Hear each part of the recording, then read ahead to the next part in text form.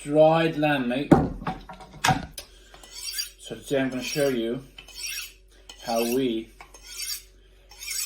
the Faroese, eat dried fermented lamb meat. So we start by cutting off the fat of the meat. See, all that fat. We don't like that. Don't like the fat. And remember to cut away from yourself so you don't injure yourself. Ooh, and it smells. It smells. So, this is what we call körsbärkött. Just cut the fat off, because I don't like the fat. Some salt, yeah, some nice salt, and then you just eat it. Eat the lump.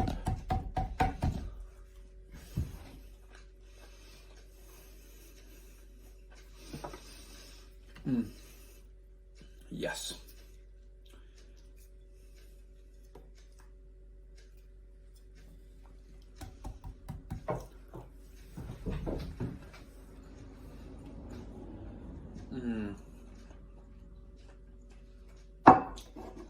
And that's how you eat körsbärkött. That sounds like a weird concept, but first I've got to explain to you what a cross rhythm is. So a cross rhythm is what happens when you put different amounts of beats into the same amount of time. That creates a cross rhythm. So let me demonstrate it. Let's say I've got 1, 2, 3, 1, 2, 3, 1, 2, 3 going in this hand, and then I want to put 2 beats in the same amount of time as this 3 beats. So I didn't actually cry. I didn't show any emotion or really feel any emotion until the very end. Do any selection of numbers, so it gets increasingly difficult to click, but it's possible to do it. I could do 3, 4 cross rhythm, I think, as well. So 1. It's weird how my reaction to grief is always to sort of focus on other people and how they must be hurting more. Well, yeah, I don't know. Those are cross rhythms. Now, what's happening to your ear when you hear this? Så kommer han flammande utan att se mig fra. Bara så väl hon att du är. Ta för her, men är då är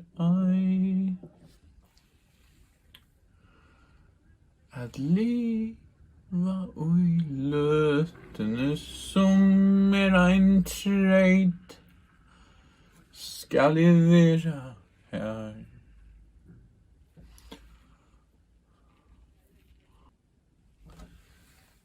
Eight minutes, and then I went to a psychologist because I wasn't feeling too good about myself. Then I'll be ready. I was really scared about telling my dad. And when I finally got the courage to tell him, the first thing he asked me was, "What is your diagnosis?" FD.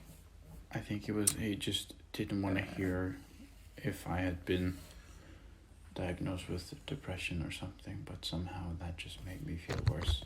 Yeah. And he wasn't able to ask me, I think you just watch it. He just wanted to know what disorder I had. Stings, actually. But I do feel bad for him, though, Well, because he was never like taught Minty. how to handle when someone reaches out Like, to really you. No one Minties ever are like... taught him to deal with My emotion. eyes are kind of burning because of it, I think. So I don't blame him.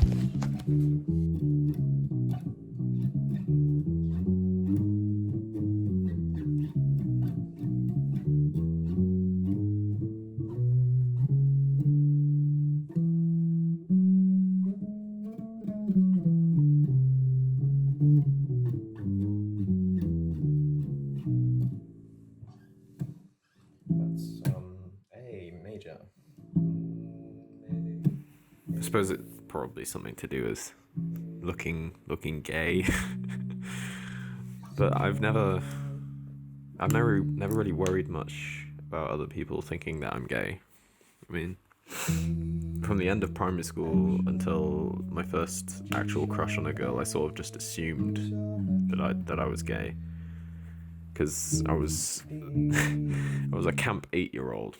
What can I say? One of the popular girls, one break time, decided for herself that I was gay. I can also do any scales. Let's just go for this one. And when she sort of accused me, I guess, of being gay, I defended myself by saying, I'm not gay, I'm camp. Big mistake. I think it kind of fanned the flames of anything, to be honest. It certainly set me on a whole road of speculation. How to drink milk like a real man. Like a strong man.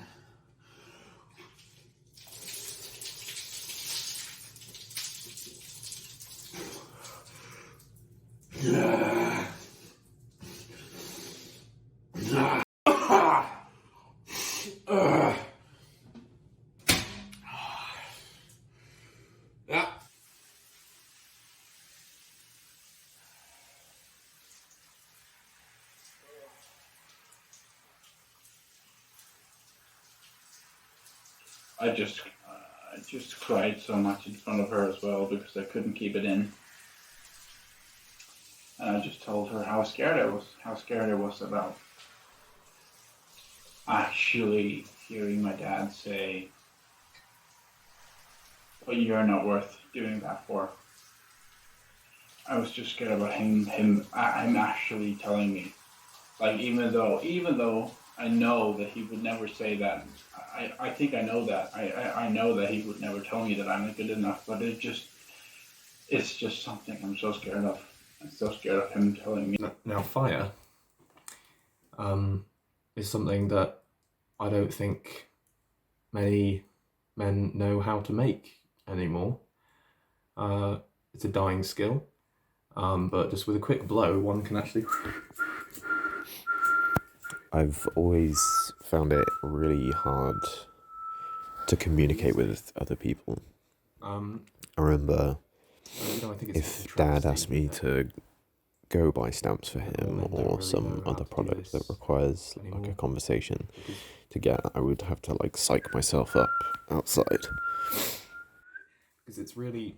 There would just be this like a wall of anxiety. Did I say that wrong? Do I look weird? It's a really skill to learn. And what did that joke at my expense really mean? In place, I think it's quite... And my go-to technique for social situations being comedy. What happens when... How do I make them laugh?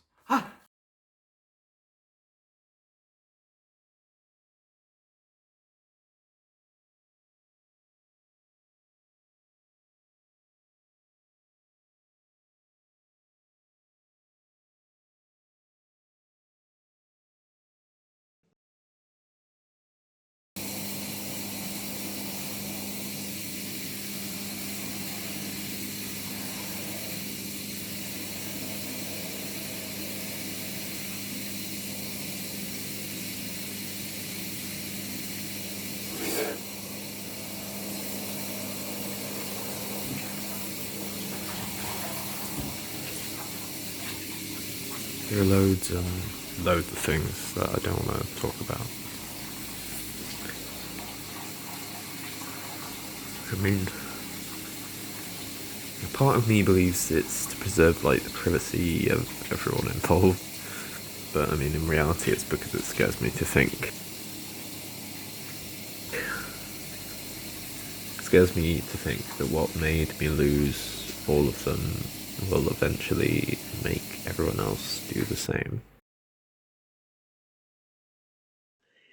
There is this underlying thing of me being that vulnerable, of me being that person, but I just want to say that you are absolutely one of the best friends that I have ever had in my life, and that I absolutely love you and I care for you so much. And I wanted to tell you when I wasn't drunk, but I just haven't been able to because I didn't allow myself to do it. And right now, I feel like I don't care. Because it's so annoying. Why can't I just tell you that without feeling like it's a bad thing? No, I get it completely. Also, I love you so much, Bjorn. I love you so much. And that's so strange that we were doing that. Because why? It is so strange. Like, we couldn't just sit there and be like, we couldn't just say, this is sad, this is sad, like, we're not gonna see each other for a while, and we both feel sad about it. We had to be like, haha, pandemic, Boris Johnson. Like, Boris Johnson, huh? like, that's the way we dealt with it. Like, why?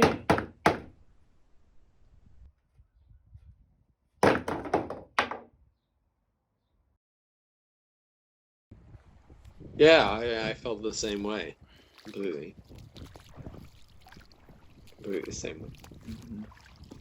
But I do miss you, and I do love you, Bjorn. I do miss you and love you too. You are the best friend I've probably ever had.